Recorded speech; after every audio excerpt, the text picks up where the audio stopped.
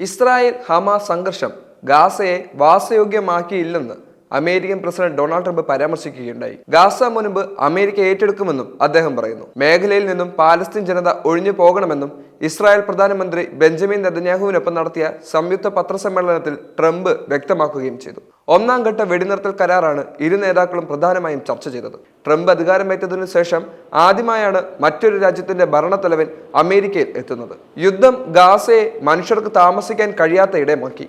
Palestine ജനത എന്നേക്കുമായി ഒഴിഞ്ഞു പോകണമെന്ന് ട്രംപ് ആവശ്യപ്പെടുകയും ചെയ്തു. ഗാസയിൽ ഇപ്പോൾ അവശിഷ്ടങ്ങളുടെ കൂമ്പാരമാണ്.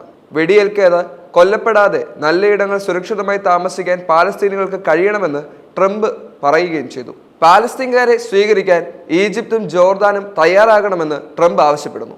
അടുത്ത ആഴ്ച ജോർദാൻ രാജാവ് വൈറ്റ് ഹൗസിൽ എത്താനിരിക്കെയാണ് ട്രംപിന്റെ നിർദ്ദേശങ്ങൾ ചൂടുപിടിക്കുന്നത്.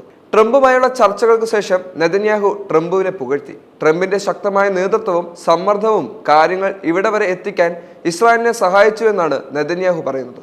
രണ്ടാം ഘട്ട വെടിനിർത്തൽ കരാർ അടുത്ത ആഴ്ച ആരംഭിക്കുകയും ചെയ്യും.